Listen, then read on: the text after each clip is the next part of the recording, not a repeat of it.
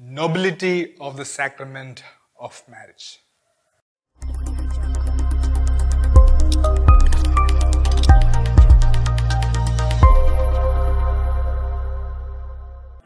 Dear brothers and sisters, there are two sacraments of the Church which are known as the sacraments of communion and mission. They are the sacraments of holy orders and matrimony. The gospel today is related to the sacrament of matrimony and specifically to the indissolubility of the sacrament of matrimony. Those words, "I promise to be true to you in good times and in bad, in sickness and in health. I will love you and honor you all the days of my life," in the formula for the exchange of consent between a man and woman in the marriage is very important in this context because it indicates to the free and informed consent one makes in making the other as one's only partner in life till the end of one's life, no matter what the situation is.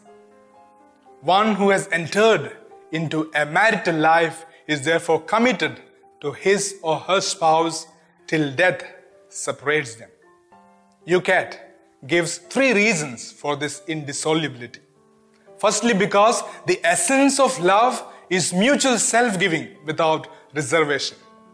Secondly, because it is an image of God's unconditional faithfulness to His creation.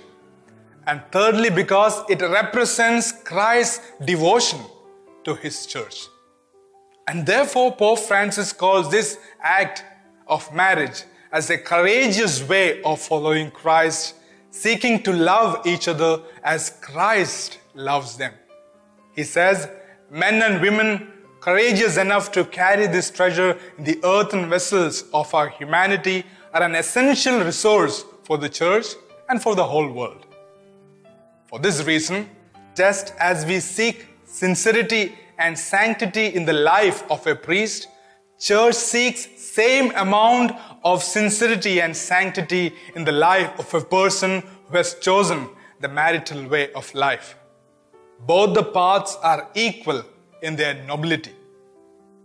Marital relation is perhaps more noble when looked from the point of view of human relationships.